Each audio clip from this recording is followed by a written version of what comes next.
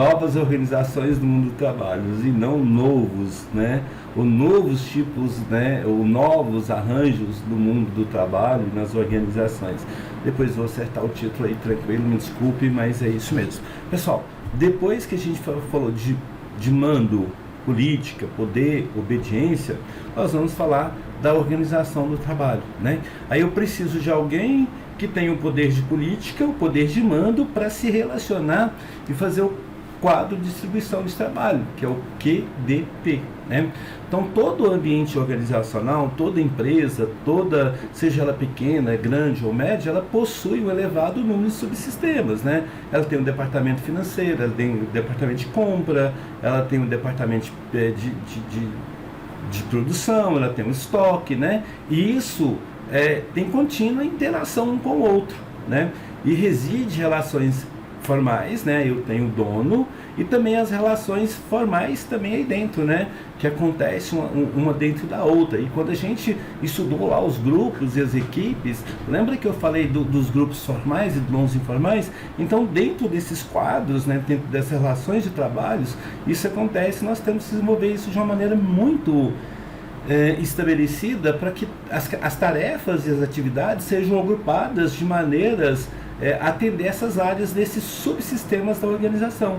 Então, aí o Chinelato, filho, em 1999, ele cria, ele norteia, né, e ele utiliza instrumento para dar essas informações. Então, o primeiro que eu tenho lá, eu tenho que criar a carga de ocupação devidamente distribuída entre os agentes, bem como a verificação da ociosidade. Olha, qual que vai ser a carga horária sua? Como que eu vou distribuir essas tarefas? Como que eu vou verificar se um vai ficar ocioso ou não? Então, você que fez a administração, que estudou essa disciplina, né, que estudou as demais disciplinas que são correlatas, você tem que fazer isso direitinho. É função, é responsabilidade sua. Aí eu tenho a eliminação das atividades, de determinadas atividades ou a fusão com outras existentes. Olha, o Nilson, ele não vai aplicar as provas, porque ele não é dele. Eu vou contratar alguém para que aplique as provas. O Nilson leciona, ele explica o conteúdo, ele cria o conteúdo e ele cria a questão de prova. E me manda essa questão e depois eu aplico e depois ele corrige. Você viu? Eliminou, fez a fusão de umas e outras. Aí eu tenho um grupo formal e informal. O que eu posso fazer? Eu posso contratar uma pessoa para ir aplicar a prova que não tem nada a ver com a organização, ela é tão informal. Mas eu posso fazer isso aí dentro das organizações, exceto numa organização governamental. Eu teria que fazer isso sobre rotação, sobre um monte de coisas diferentes, né? E o ordenamento das atividades segundo o grau de importância, né? Qual é a tarefa ou qual atividade tem que ser feita primeiro? Como que eu vou ordenar isso aí? Eu tenho que ter um quadro, eu tenho que ter uma sequência dessas fases, início, meio e fim, é um projeto mesmo, né?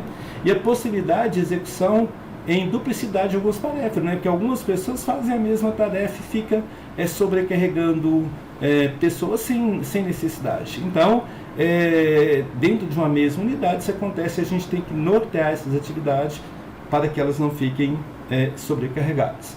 E também eu posso redistribuir essas atividades por importância para melhor uso do tempo. Olha, o Nilson vai preparar a aula, preparar o material, enviar e eu vou aplicar e você vai assistir depois que você faz a prova. Você viu que está tudo muito bem estruturado dentro do quadro da faculdade? Então você está dentro de um sistema e tem vários subsistemas que atendem você. A identificação do tempo em que cada atividade é utilizada determinada unidade, vamos lá. Eu tenho que postar esse material, a videoaula tem que ter até 20 minutos, porque senão vai virar uma palestra. Você não vai aguentar ouvir uma palestra. Aí eu não estou explicando a disciplina, estou dando uma palestra. E o aproveitamento da capacidade dos seus agentes, né? Então eu tenho que aproveitar. O Nilson, você vai dar aula de cálculo, mas como assim? Eu nem sei cálculo.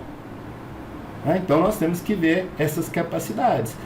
Nós temos que saber tudo isso, pessoal. Não é que eu não saiba, estou brincando, só dando exemplos, tá? Senão vocês vão pensar que eu não sei que 2 mais 2 é 3, né? Opa, é 4, né? Não sei, não me lembro. Quadro de distribuição do trabalho, né? Para a sua realização, exige o uso adequado de formulários existentes. Descrição de cargos, chefe, não, vamos lá, chefe, né? Diretor, presidente, diretor, gerente, subgerente, operário, né? Cada um, eu tenho que criar esses quadros. E o que é a atividade que cada um vai executar? O tempo alocado para a realização de cada atividade, então 2 horas para isso, meia hora para aquilo, certo? Atividades são respectivas e poderiam ser suprimidas, né? Percepção de um equilíbrio entre as atividades. Eu não quero repetir atividades, eu vou fazer com que cada um, dentro do subsistema da unidade, faça isso tranquilo. E a complementariedade ou desconexão entre as atividades e avaliação do nível técnico, ou maior ou menor grau de especialização. Então eu tenho que escrever isso aí determinadamente para eu fazer um quadro de distribuição de trabalho. Então, olha, depois que eu já soube os grupos, a política e o poder, agora eu faço o quadro de trabalho, né? Um está interligado com o outro, não tem como fazer um independente do outro. Isso se constitui num protótipo que determina estruturar um questionário crítico com os principais pontos, né? O que, como, porquê, quem, onde, para quê. Envolveremos aspectos avaliativos. Por exemplo, políticas de pessoal. A empresa, qual que é a política da empresa? Primeiro, isso é dela. Nós vamos ver isso lá na cultura organizacional. O estabelecimento das metas e os planejamentos de atividades e futuras projeções. Quem que estabeleceu? Tem que ir lá no cargo. Quem é que manda? Quem é que pede? Quem que traça as metas na empresa? Das necessidades de novos conhecimentos, né? Bom, agora nós vamos produzir um protótipo de avião movido a água. Tá. Então nós temos que estudar, vai ter que ter novos conhecimentos. E a classificação da importância de cada atividade. O Nilson vai fazer o quê? Eu vou buscar água. Então cada um faz uma função. As pessoas não ficam fazendo função aleatória. Eu tenho que criar um quadro de trabalho para que esse nível de que eu possa comparar qual que é o tempo que eu gasto em função do outro. Será que eu consigo fazer as coisas do mesmo jeito que o outro? Não, pessoal, pelo amor de Deus, para aí. Cada um tem a sua habilidade, cada um tem a sua capacidade e há desempenhos e qualidade, desempenho diferente do outro. Agora, qualidade, cada um tem que ter a qualidade no trabalho, né? Principalmente da vida e a segurança desses agentes aí dentro da relação de trabalho. Aqui tem os modelinhos, né? Para vocês dar uma olhada, né? A primeira etapa para o estudo do QT consiste em levantamento das tarefas, o nome da empresa, aí a ordem, a tarefa, quantas vezes, quanto tempo, o período de frequência que ela vai ser executado, aí eu dou os comentários, né? Aí depois tem esse outro quadro aí, né? Que eu peguei aí, do Balesteiro Alves, né? Que é um modelo que eu peguei e colei, né? Eu não tenho essa capacidade, né? Talvez de fazer o desenho tanto igual, eu não tenho capacidade mesmo de utilizar o recurso. Olha o recurso do computador para fazer essa atividade tão bonitinha assim. Aí eu vou fazer essas consolidações. Olha, eu tinha feito individual e agora eu vou fazer essas atividades de grupos, né? Eu vou fazer a mesma coisa. Então pegue esses aí, pessoal, e treine, né? Depois, e utilize o material de apoio. Não ouça só a aula. Tem o material, o resumo, que é uma folha, ela está totalmente voltada para isso aí. E inclusive lá na prova vai ter as questõezinhas relacionadas à matéria. Agora eu vou falar do layout, né? O que é o layout, gente? É o espaço, é a planta baixa, é a fábrica, é a sua casa. Pensa a sua casa, ela tem um layout: sala, antessala, cozinha, área de serviço, banheiro social, quarto de empregados, área de serviço. Talvez esse é o layout, né? Mas o que é importante? O que eu tenho que saber para que eu faça isso num ambiente de trabalho legal, né? Para que eu desenhe, para que as atividades que eu coloquei lá no QDT, ela possa ser feita e atender toda a qualidade de vida dos colaboradores. Então, o layout de trabalho tem que atender a qualidade de vida das pessoas que estão trabalhando ali dentro, porque é um instrumento físico que ocupa equipamento, materiais, elementos, né? E um bom layout auxilia no fluxo e nas operações que a empresa vai fazer, contribuindo com as atividades dos funcionários, né? Dos colaboradores.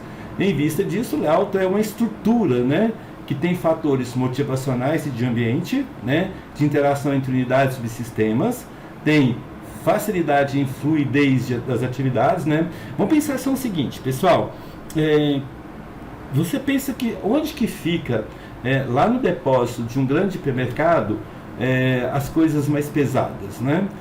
As mais pesadas ficam em cima, as mais leves ficam embaixo, as mais leves em cima. senão vai ser possível. A hora que eu estou no estoque interno, né, naquele estoque lá dentro do mercado, a parte pesada eu deixo mais perto de onde eu vou levar. Então, é para isso que a gente cria um layout, é por isso que a gente padroniza, e pensando nesse ambiente físico, né, para estabelecer uma uniformidade do direito de uso. Então, faça dentro do seu trabalho, de acordo com as atividades que você estabeleceu, crie um layout para facilitar aquelas atividades e as funções, para que o fluxo de informação, para que o fluxo de atividade corra perfeitamente dentro da empresa.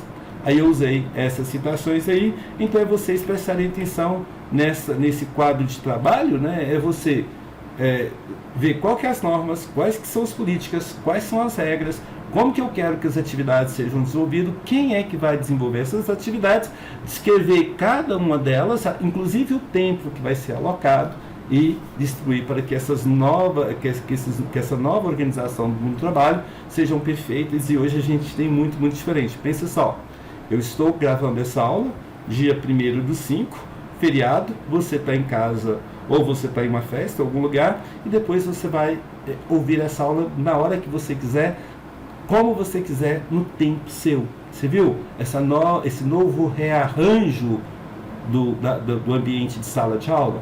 Então pensa em quantos processos você pode mudar no sistema, no subsistema da sua empresa, de forma que ela fique mais estruturada e venha a ser mais produtiva. Por isso usamos o quadro, né, o QDT, para que as atividades de trabalho sejam melhores agrupadas, melhores alinhadas e que não se repita ao longo do processo de produção. Um olá para todos, tenham todos ou um bom dia, ou uma boa tarde, ou boa noite, não sei qual que é o horário que você está fazendo a sua atividade, mas que você a execute de forma correta e que você crie esse horário para você. Grande abraço, até o próximo vídeo.